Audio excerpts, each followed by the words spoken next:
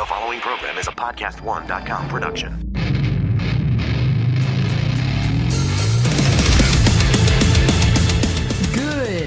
Good Tuesday. It's a good Tuesday here. San Diego, California. We like it loud. I'm Kellin Quinn. I'm your host today. We're going to do something a little bit different today. I thought, hey, let's switch it up. Yes, I interview bands. Cool, we get it. And I'm going to keep doing it. But today, I wanted to do something a little bit different. I wanted to talk to the people behind the scenes, the people that make bands run smooth. The band is like a machine. There needs to be key, important people that work directly with a band to make it what it is, to put on the best show, so that way when you fans come to watch us play, it rolls smoothly. So we're going to talk to a tour manager today, our tour manager. Her name is Lisa Brownlee. She works Warped Tour. She's been doing Warped Tour for years and years and years, and she's worked with tons of other artists.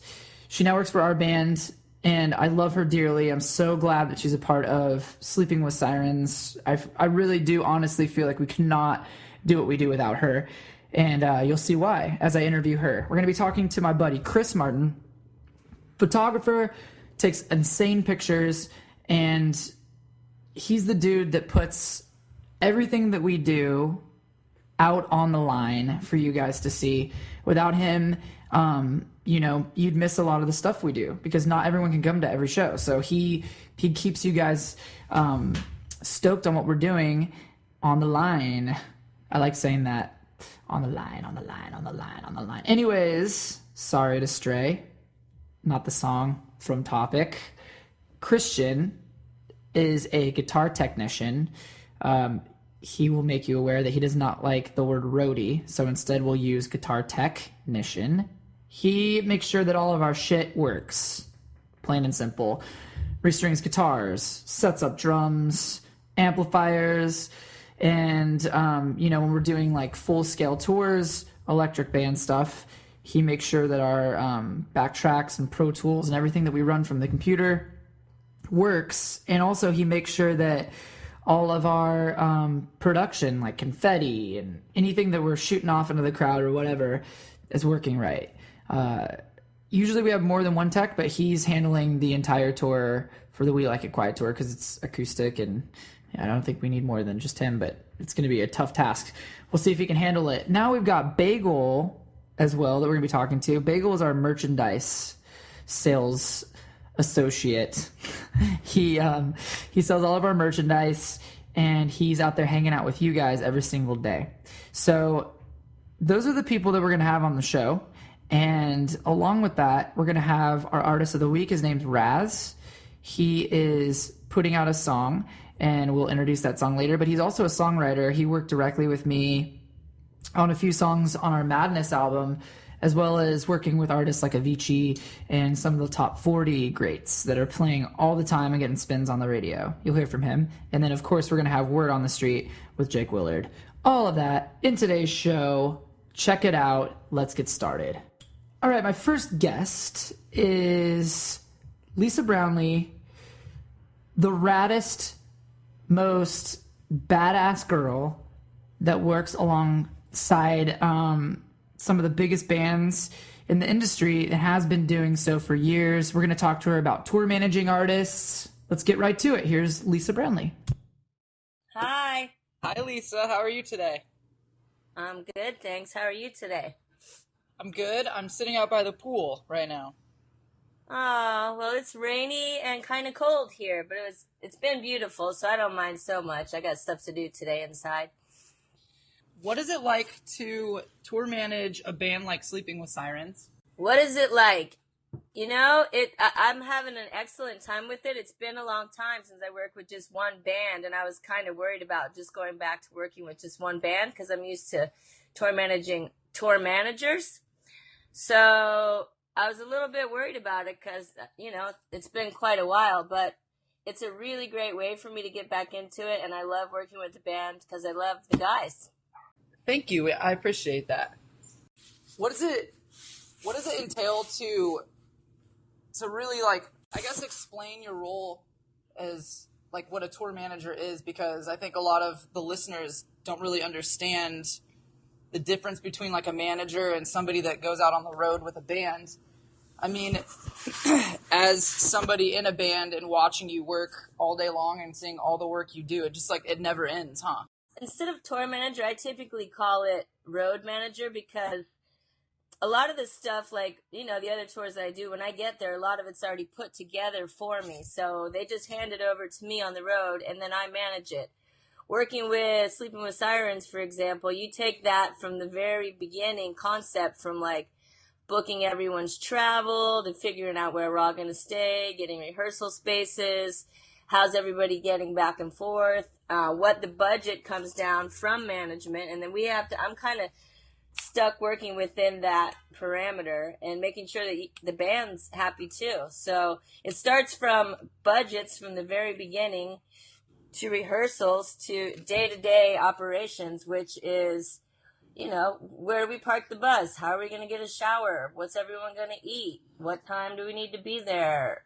You're dealing with a lot of the money, a lot of the personal issues, and just your basic day-to-day operations, like stuff like the stage and the gear, and how does it get from point A to point B, and how are we going to do it all again tomorrow within budget. The day does never end. I wake up really, really early just so we can, pick out what dressing room. Something as simple as like, what dressing room are you going to go in today? Because when the band comes in, that's where they're spending most of their time. You want to make sure it's comfortable. You want to make sure, you know, there's towels and there's way to get a shower, and it's a full-time just looking after people, but I love doing it. It's what I've always done, and it's probably what I always will do. Yeah, you destroy it. You are the best. Coming from like a club show to like a Warped Tour environment to like a stadium or like Coliseum, like how does that work compared to, I guess, like just like the smaller venue to like the bigger time like festival type thing? Like what is the difference between all of that? Well, if I start with talking about Warped Tour is a different animal, because there are so many different departments involved in every little thing. Like, you know, just from the stages getting to a venue each and every day. We travel with our own stages. So whereas in a club show, you go there and a lot of that stuff is already in place. You already have some lighting in place and the stage in place. We're carrying most of that with us on the Warped Tour. So we're recreating a club outside every single day.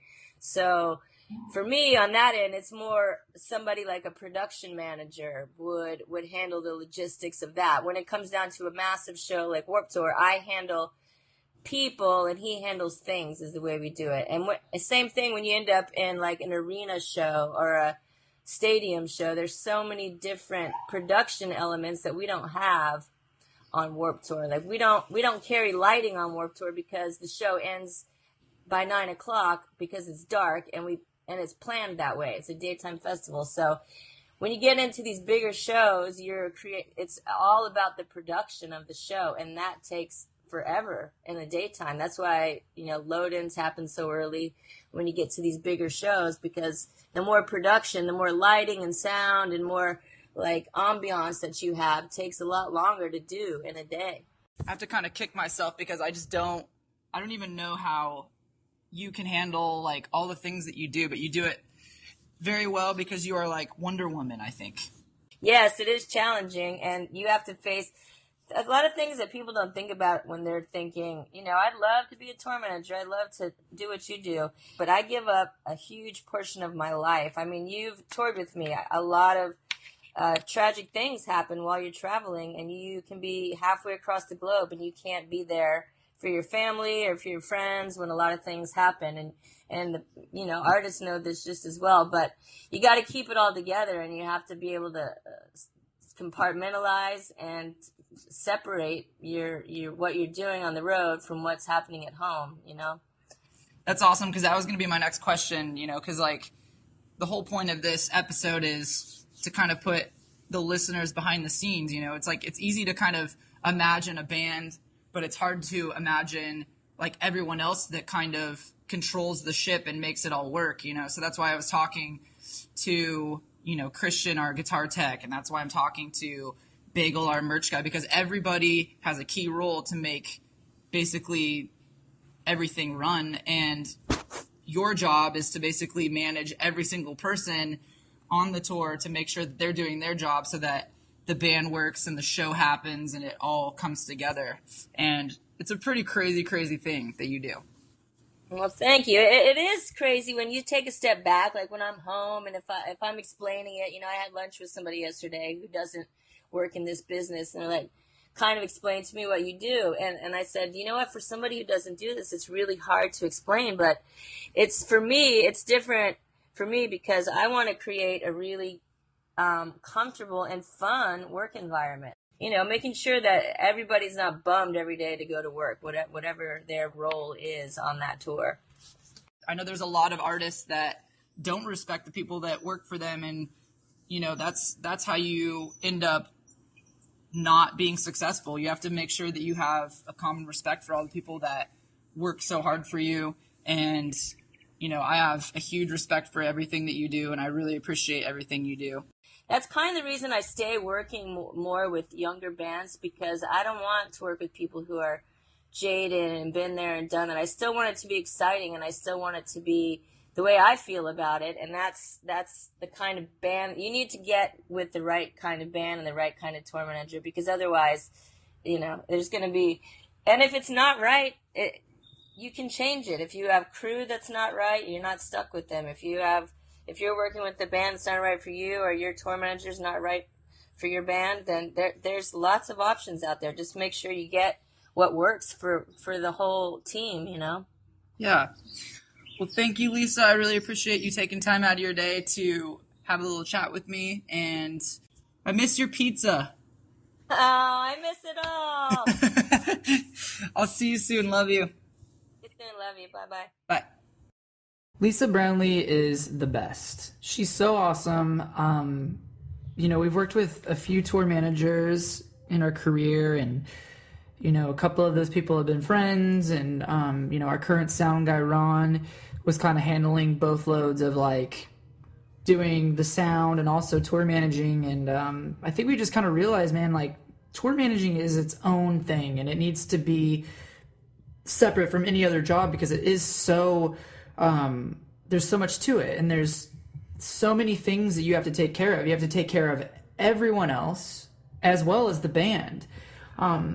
So for that, I'm very grateful to have someone like Lisa, who's done like a Warped Tour and has worked with so many artists in the industry. And I'm just very grateful that she loves working with our band and that we have her a part of the team. You're the best, Lisa. Thank you for taking the time to do that interview with me. Next up, we're going to be talking to a very good friend of mine, Chris Martin. He's an amazing photographer. He actually did, I think, some of our very first promos before all the current members in Sleeping with Sirens are in Sleeping with Sirens. And since then, he's just become amazing, and he is one of the fastest working photographers that I've ever worked with, meaning like when he wants to take pictures of us, he's just very quick and very efficient, and everything looks awesome, and he's just terrific. He works on the fly. He is an essential part of the band, making us look cool and look the part. So if taking pictures of bands or artists is something that you're interested in, tune in right now. Chris Martin has a lot of insightful information for you to help you on your way. Here we are, Grizzly Martin. What's up, my man? Chris. How you doing? Chris the Grizz Martin. That is that. What's up, Mr. Kellin Quinn? I'm in San Diego, Ooh, good old San Diego. outside by the pool, calling you. Oh, to so chat. lucky. You guys are chilling right now. It's so cloudy. I'm in Denver, Colorado. It's like cloudy and kind of raining, and I don't even know what's going on. Well, Mr. Martin, this episode is about the behind-the-scenes work, the people that work with bands and make bands what they are, and you, sir, are a photographer, right? That's correct. So let's talk about that. Let's talk about what it is that you capture, like what it is that you see behind your lens.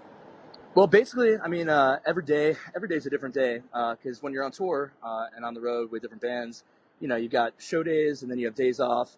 And I guess, the main thing is just kind of capturing moments and making sure that you're around to capture like the cool stuff that's happening.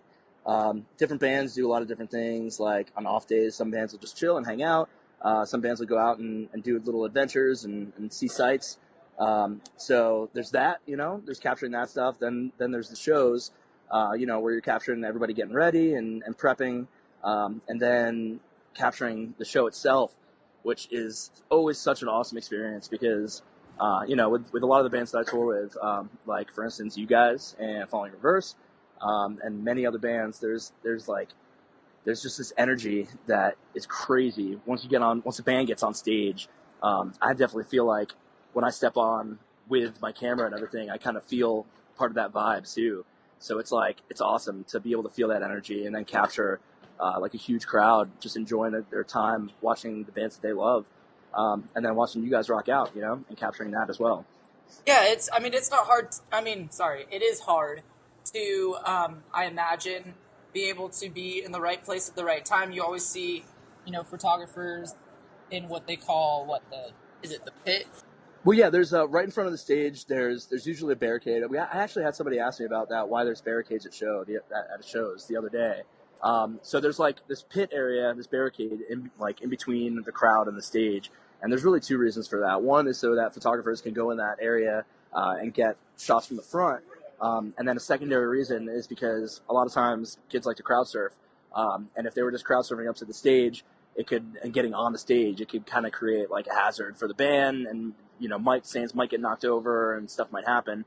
So it adds a little bit of a blockage so that kids can get caught by security and then be able to go right back around and back into the crowd.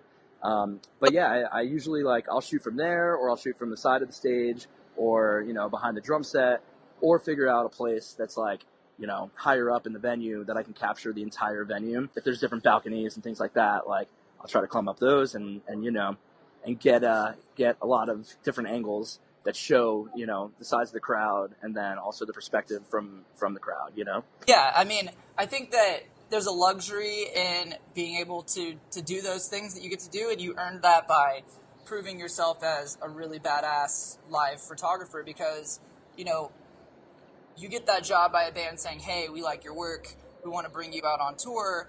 And exactly. It's definitely that kind of access. Only a few different photographers really get, and it's the photographers that the bands bring out, like you said. And it's you have to be somebody that can vibe with the group. You've got to be able to be chill and hang out and get along with people. If you're a person that isn't necessarily the cleanest person, or has an attitude, then it's not going to be a good situation for you, because you've got to be able to chill and be cool and hang out and have fun with everybody. But if you are in that position, then, depending on your work and depending on your personality, bands might take you out. And that's the key thing, is because the photographers that bands take out and that get that kind of unfiltered access, that's where you really get, the great moments. Yeah. So it's an awesome thing. I've been blessed and really lucky that I've been able to, make friends with a lot of different people and show that my work, stands up. And have been invited, by bands like yourself and many other bands to come out and do that kind of thing. I just did a show in Los Angeles where Paramore asked me to come out, and I kind of got, unfiltered access to be wherever I wanted, and ended up getting a great shot from behind. I got on Aaron's drum riser and was able to get a shot from right behind him of the entire theater, the entire show, and it was it's just a really cool feeling experience, Yeah, that's awesome. That's what I'm saying. It's you could be the craziest band in the world, but it's stuff like these images and working with people like photographers, like yourself, that kind of put that out there for everyone to see, the mass, because you could be there for the show, but you having access to being able to submit your pictures to publications like Alternative Press helps get that image out there for everyone else to see that couldn't make the show. Definitely. And it also, it's a great thing for different bands to bring out photographers. It's a great value because then you guys every day, I deliver the images every night, whatever, every morning, the next morning. And then you guys have the availability to post whatever you want on social media. And social media is so huge these days. Twitter, Facebook, Instagram. It's but with that tool, it's you have millions of fans or hundreds of thousands, millions of fans, whatever it is. And they, not all of them can be at that one show. So if something Sorry, there's a siren. Are you sleeping with them? What's that? Sleeping with them? Wait, am I what with them? Sleeping with the siren. Oh, got him. But yeah, like I was saying, you could have like hundreds of thousands, millions of fans, whatever it is, but they can't all be at that one show. And hypothetically, something cool happens. Like after the first day of the tour with Volume Reverse that I just had, Bizarre from D12 ended up coming out on stage with Ronnie and performing. And I don't know if you're aware of this, but Ronnie's like a huge fan of Eminem, huge fan of like the whole D12 camp. So it was just like a really cool experience. But that's not happening at every single show. So I was lucky enough that I was there for that day to capture that. And then, for them to post it on the Instagram to show the other fans that weren't able to see that in person, then they can have that experience too, kind of, through your phone and through social media and all that stuff. Awesome, dude. Okay, well, my last thing that I wanted to talk to you about was, as someone coming up that takes great photos and says to themselves, like, hey, this is a line of work that I'd like to get in. What kind of suggestions or advice would you have for a young photographer wanting to come to shows and take pictures and submit them to publication? Is there any advice that you... Yeah, definitely. I think my biggest thing is when you're first starting out, just always keep shooting. Like whatever you can take pictures of, take pictures of. Because a lot of the time at the beginning of, at the beginning of my career, it's not like I was able to get into every show and shoot everything that I wanted to. But I kept taking what was available to me, taking photos of that and then bettering my portfolio. And as it got better and as I had cooler shots and cooler things that were in there, then people started to take notice so that when I would submit via publication or via, hitting up a band's management or something like that to try to do press for the show, as my content got better, then they would see that and they'd be like, oh, you've done this, you've done that. Okay, we can trust you to let you do the first 3 songs. And then it kind of grows from there. Everything's really about networking, about being like, you've got to be a down to earth and cool person, be able to talk. And you also, have to have the work to back it up. So if you're sitting here thinking your work's awesome, but other people aren't really like, if you're putting it online and other people really aren't like responding to it that well, just keep trying, keep going, and eventually you'll get there. But if you're in a position where people are going like, dude, your work is so sick, like, how much do you charge to shoot promos or how much do you charge to come out to shoot a show? Then you're doing something right.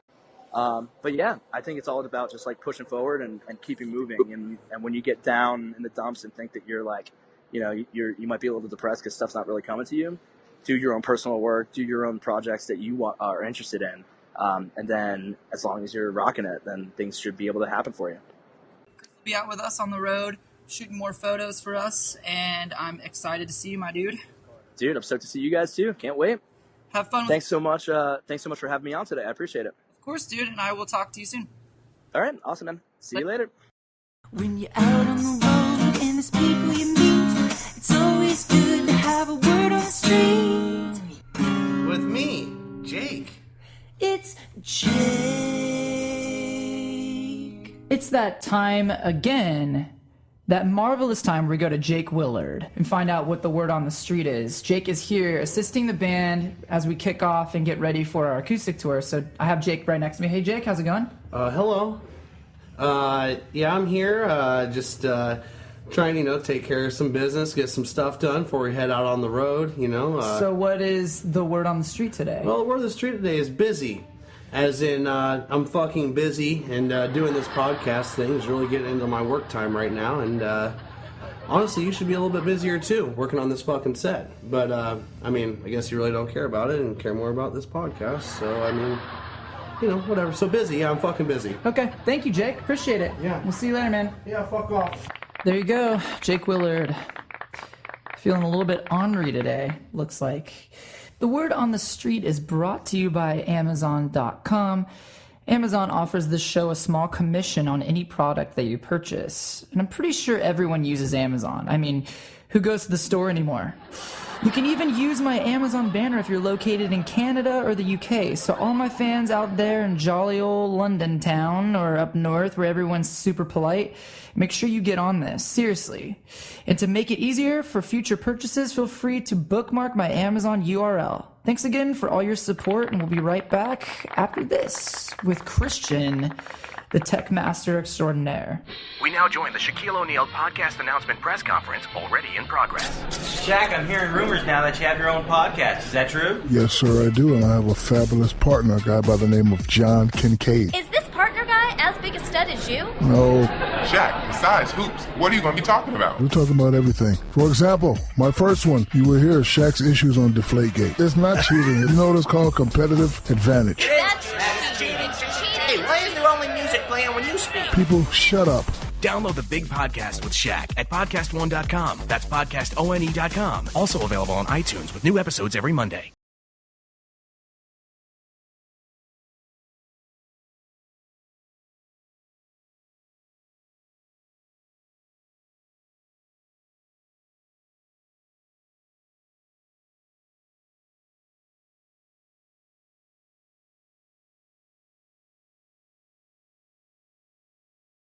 That's backtracks. Backtracks are like, extra sounds that producers give you while you're on the road and playing live shows. Could mean strings and, as my friend Cameron, producer friend, would like to call them boom chickies, which are like shakers and extra little beats and stuff like that. He makes sure the click is set for Gabe. And on this acoustic tour in particular, he's handling basically every single member of Sleeping with Sirens. Usually, we have 2 or 3 techs on the road with us at all times. We have a drum tech for Gabe handling all percussion stuff because drums are always really complicated. Things fall over and they're there to like make sure he's good. If he drops a stick, they got a stick for him. Christian usually handles, I think, Justin and backtracks, and then we have somebody else out working with Nick and Jack on the guitar end. But on this tour, we have Christian. We're going to let him talk about a little bit what he does to help us prepare for a tour like this and to be ready during the show. So without further ado, here's Christian. Christian, what's going on? Hey, man. So you're a tech. Yeah, I guess. Which I think that word tech is kind of like a derogatory word, it seems like. Because to me, it'd be like, tech. Well, technically, it's not as offensive as if you call me a roadie, so I can... I was talking about how on this tour specifically, on the We Like It Quiet tour we're about to kick off, you have a lot of work that you have to do because you're working for literally every single member. Can you just kind of give a rundown to the listeners, like what your day is going to involve starting the time you wake up until the time you close out at night? Yeah, well, typically when we do our regular tours, I wake up at about 8 o'clock in the morning and we unload a giant semi. This tour is a lot different because we don't have a semi truck because everything's acoustic. I don't know what time I have to wake up. Ron hasn't told me yet, but I imagine it'll be whenever he wakes up, which will probably be about 4 o'clock in the afternoon. And, my hardest thing about this tour is going to be carrying in couches instead of like giant video walls and stuff like that. But I mean, you're going to have to change drum heads, you're going to have to set up drums, you're going to have to make sure all the strings are new and fresh. Yep. I mean, I don't know how many guitars my band is planning to use. And I don't either. So, I mean, there is going to be a lot of stuff that you're going to have to do, and like you said, you have to load in the stuff, you have to set the stuff up, and then you have to tear it down every single night. Yeah. So, I mean, you're going to have your stuff cut out for you. You're not going to have to run Pro Tools or anything like that. No Pro Tools. I don't know how many guitar changes we have, but I mean, it's not gonna make a difference. I don't know. I'm excited to do everything. I've only drum teched one time, and I pretty much didn't do anything then. The drummer kind of teched himself, and I stood next to him and fed him shots. So I think it'll be pretty much the same as that tour, except I actually have to set up the drums too. I don't know. I'm actually interested in seeing how it's all gonna pan out because the first day, well, luckily we have a rehearsal, so it'll be good. Yeah, it'll be fun. Like, yeah, it'll be fun. I mean, on full band tours that we typically do, you are manning the click tracks and the Pro Tools, which is a pretty crazy task because literally all it is like a space bar on the computer. But if for any reason something malfunctions or whatever, like that is the entire brain of the band. Plus I'm shooting confetti, streamers. I don't have any of that on this tour, so I think everything's gonna be pretty awesome. I'm actually really excited about this one. Right on, dude. Well, making sure the guitar strings are tuned, making sure drums are set up, making sure Jack has his beer. That will be the job of my boy Christian on the We Like It Quiet tour. You're going to do an amazing job. I can't wait. Thanks, man. I'm excited. Thanks for being on my podcast. Yeah, thanks for. I've been waiting for years for this. If anybody would like to become a technician for a band, please don't hit me up on Instagram asking me. What would you suggest that they do, though? Honestly, you want to make it. You want to do it. I didn't plan on being a guitar tech. Yeah, my first band I ever worked for was Every Avenue. I lived with two of the guys that were in the band. My band broke up. They were like, "You play guitar in a band. We need a guitar tech." And if you find a local band that's out there that you think is doing awesome, make friends with them. Start helping out, set up their stuff for free, and hopefully that band can go somewhere and maybe take you with them. I mean, even if you have to start out as a tour manager, which is a great way to start, but I'd say, yeah, definitely make friends with the people. Don't go up to bands. Don't go up to other techs. Don't go up to bands that are on tour because they already have a million people that are trying to work for them. Don't go up to techs because honestly, we have a hard time getting jobs ourselves. I'd say go up and find a local band, and go and show them support and then learn what you can and offer that experience to them. Awesome. That's great advice. All right, man. Well, thank you so much. Yeah, thanks, Kellin. All right, later. Later. All right, my last and final guest talking about behind the scenes today on the podcast show is somebody that I'm sure if you've been to a Sleeping with Sirens concert, you've seen a lot of. His name is Bagel. He runs all of our merchandise. Hello, Bagel. Oh, hello. You just got in on an airplane. Jet plane. A jet plane. Delta, baby. Delta, all the way. I like Delta. It's nice. Nice. How you feeling? Tired? A little tired. You ready to get started? Yeah. On the tour? Yeah, I'm ready. What is... Well, I think that your job is one of the most important jobs, for the band, because we make our living through the selling of merchandise. So to have somebody out there helping us and talking with our fans and being nice and presentable, what is your line of work and what is it like on a daily basis? Selling merchandise on a daily basis. Like wake up. I wake up, I go into the venue. Yep. We set up some really cool t-shirt designs. Yep. Then we sell them to the beautiful children that come in. But you have to also go in the hot trailer, usually in the summertime, and you have to open up mini boxes. Sorry, I put that out of my mind for a second. I forgot about the hot trailer. Yeah, definitely got to go in the hot trailer. And you have to go to and from the trailer quite often because we sell some t-shirts. 2 to 3 times a night. Good amount of times. Doing some restocking. Is there anything that you'd like to say to the fans that come up to you and ask certain questions? Now is your time to say, man, I really wish I could tell these kids. Use the number system. Use the number system. That means each shirt has a number on the board, correct? Correct. So instead of saying, I want the black t-shirt, which we probably have 7 of, you say, I want number 1, please, in this size. Yeah, number 1, 2, 3, 4, even number 12 if I have it. Just even not that one. Just not, yeah, don't just say, I want that one. Bagel, you are a gentleman and a scholar. I appreciate the facts, and I'm sure that the fans appreciate the fact that even if you are the most frustrated person in the entire world, for some odd reason, that you're still nice to everybody. Oh, dang, I love them. I love them all. What is your favorite piece of merchandise to sell? Favorite piece of merchandise? Yeah. We got a new one coming up on this tour. What do we got? Slap bracelets, baby. We've got slap bracelets. Mm-hmm. That's a good idea. Taking it back to when I was like 16 or 17, 100 years ago. That's when they first came out. Yep, slap bracelets are cool. They're very fun. You open them and you slap them on your wrist and they form to your wrist. Oh, yes. Rather than rubber bracelets, we're bringing back the slap. Well, I appreciate you being on the show. Oh, thanks for I appreciate what you do for the band. You're a good man. If you want to sell merchandise for a band on tour, Bagel, how would you do that? How would you sell merch? You say, hey, we want to sell your merch. Hey, I need to say, can I sell some t-shirts? And you're like, hey, come on in and sell these things. It's cool. You're going to love it. All right, guys.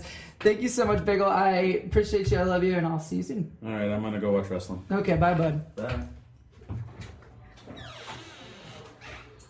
There he is, and there he went. Bagel is tired, so we left his interview pretty short, but he's a very, very substantial part of our team, as well as every single person that we've talked to today. And I'd say he probably has one of the hardest jobs, just because from the time he wakes up to the time he's done, he's just dealing with people all day long. And our fans are so nice and awesome. We love you guys so much. But dealing with people all day like that in like a high noise situation could definitely get to you at sometimes, but he's so great about it, and he always is very, very cheerful. At least that's what I've heard. So thank you, Bagel. Thank you, Christian. Thank you, Lisa. Thank you, Chris. And I appreciate everybody that's a part of our tour and all of our working people that come out with us and make Sleeping with Sirens what it is. We got one more person on the show today, and that is our Artist of the Week. It's my buddy Raz, who is a songwriter, which fits into what we're talking about today, but he just dropped a single. So we're going to drop 30 seconds of that into the show. Thank you guys so much for checking out my podcasts. It's always a pleasure having you listening here on Podcast One. We Like It Loud every single Tuesday. Make sure you tune in for interesting interviews with me, Kellin Quinn. Since the people over at Podcast One are able to bring you my awesome show and many other awesome shows for free, I just wanted to take a minute to thank all my great sponsors and all of you beautiful listeners for supporting my sponsors and this podcast. It's all you guys and gals that help make this show possible, so I figured I'd remind you that you can support those great sponsors by going to my show page, We Like It Loud, at podcastone.com, clicking the Support This Podcast banner, and that's where you'll see all of those sponsors who help keep We Like It Loud fresh and super fly. Like the song that we have, or the thing on your pants that you use to zip up. Anyways, I just wanted to say that we appreciate you and we're thankful for you. We love hearing from you, so keep sending your tweets and comments. We do read every one of them. Don't miss the chance to take our very important listener survey at podcastone.com. Your response will help us make this show the very best it can be. It'll only take like 3 minutes. That's like 3 little valuable minutes of your time. You'll get instant gratification that comes with knowing that you helped us out. And you can tell us how you really feel about the show. Help us get to know you better. Do it now. Take the survey at podcastone.com. That's podcastone.com. And keep those tweets and comments coming. We love them. Thank you, guys. The Artist of the Week this week, the chosen one, is my friend Raz, who is responsible for writing songs like November on our Madness album, or at least parts, and the song Kick Me, or at least parts. He's a very fantastic songwriter. He's worked with artists such as Avicii and many, many more. He is going to unveil his brand new song on my show, which I'm about to play for you guys, 30 seconds of. It's called Doesn't Get Better, and it goes like this.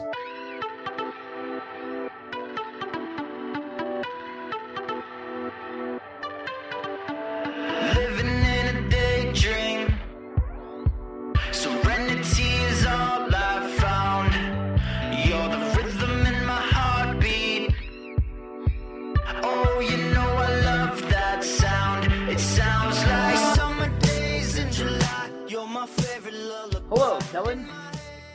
How are you doing today, my friend? I am doing swell. What are you doing today? I'm about to leave my house, but currently I'm standing in the shower naked. No, you're not. I just got out, so you're welcome. You are my artist of the week, so we're going to talk about your song in a little bit. But I wanted to, this podcast episode is about the behind the scenes and the work that people do behind the scenes for bands. So we're also going to talk about your other job, which is writing songs for other people. Yeah, absolutely. Kind of explain what it is to be a songwriter for another artist. What does that entail?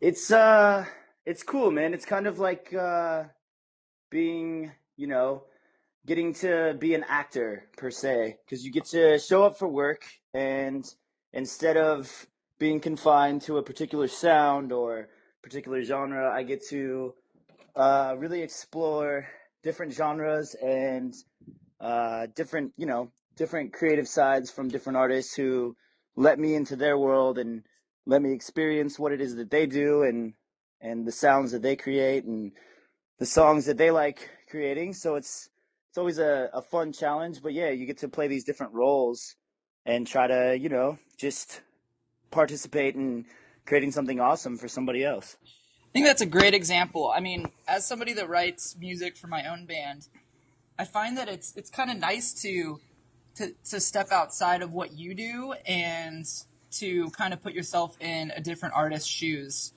And Totally.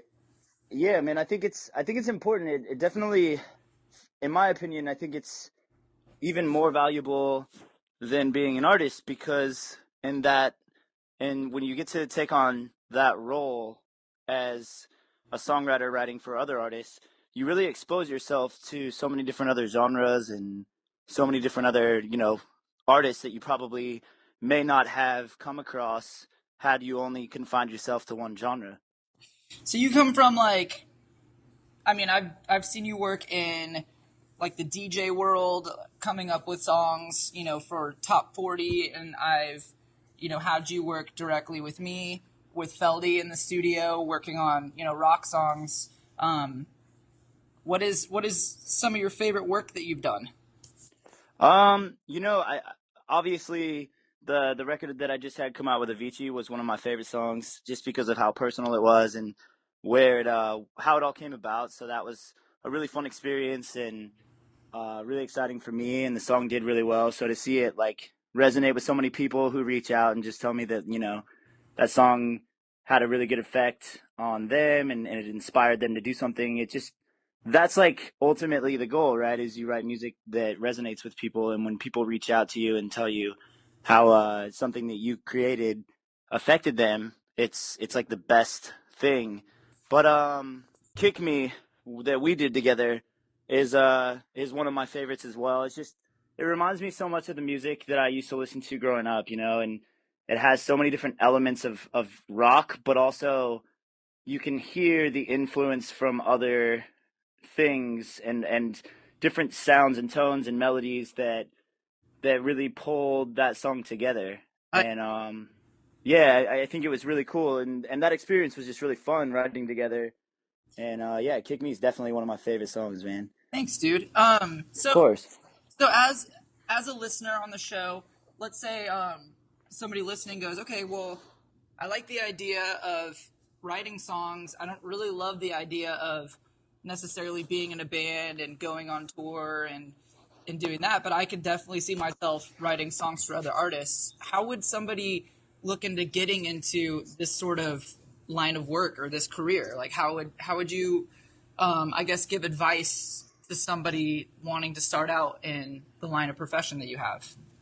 I think there's really no right answer to that. I think that it's mostly like, some people come into it with the mindset of like they started out as an artist or they were in a band and they wrote songs and that helped them perfect their craft as a songwriter. And they just get exposed to the process of writing a song. And it's really, it's about trial and error. So you write 400 songs and for every, 100 songs, you might have one that does something. But you just kind of have to practice, dude. Like when you're an athlete, you train and you train and you train and you go to the gym and you work out and you balance your diet, but you have to do certain things to enable yourself to reach the goals that you set. And I think that it's the same with like this profession is like, you have to work hard and if you want it bad enough, you will get it. For sure, dude. Well, let's get to the single that you wrote, your personal song. What's the name of this song? The song's called Doesn't Get Better. Okay, and how did you come about writing this song? I was in St. Lucia in the Caribbean doing some writing for a couple days, and literally the song is meant to be almost a literal caption of my time that I spent there. It was mostly about like the overall feeling and the vibe that I got from creating in the Caribbean with some of my friends, and I was out there working with BMI and my good friend Ivan Berry, and he he just exposed me to a different creative process that was more low key and laid back, and being surrounded by a beautiful beach, an amazing place that put me up for a week, and having all my gear. It was like I didn't have to have some $1 million studio. I literally brought like a duet and some speakers and a MIDI controller and a handheld Shure mic, and I created the original idea just on my laptop. I don't usually put out music myself because I have always been known as a songwriter producer, so it was just an opportunity for me to give people who have consistently supported me over the years and follow me, like, and appreciate the work that I do, a chance to have something that was, you know, a gift to them. Something that's entirely yours.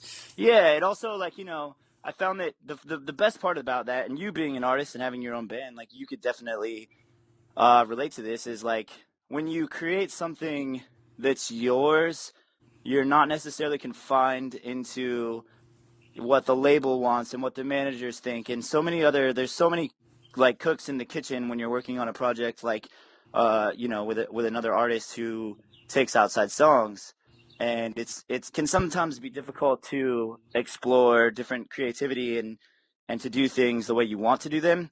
Like, for example, my bridge slows down 8 BPM gradually while I'm like playing the piano, and it has just like so many different elements from different genres that I'm inspired by, and music that I love and have grown up listening to over the years. And so it's like, it was cool that nobody, at the end of it, I put it out and nobody could tell me like, well, I don't think that part works. It was just about what felt good to me, and nobody really could tell me what I needed to change, you know? I'll see you in LA, like a couple days? Yeah, man, and I'm looking forward to hanging and fish tacos, bro. Yes, fish talk. Fish tacos. Well, thank you, Raz. I love you, dude. Dude, I love you too, man. Thanks for having me on. I really appreciate it. You're welcome. Yeah, cool. I'll talk to you soon, buddy. All right, bye. It's always good to have friends that you meet in the music industry. That's one of the things I love about the industry that I get to work in, is just making connections and making friendships with other creative people. And Raz is a really, really talented dude, and I would love to work with him at some point again. So I want to thank all the guests that are on my show today.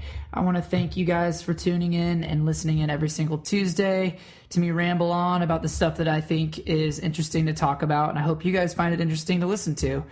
You are listening to We Like It Loud on Podcast One. I'm your host, Kellin Quinn. I need to get my ass back out there and get to work finishing these songs so that we're ready for this acoustic tour, the We Like It Quiet tour, kicking off here in a couple days in sunny San Diego, California, moving on through LA and out into the rest of the United States. If you're coming out to the show, I can't wait to see you. Make sure you come say hi, and I'll be seeing you next Tuesday.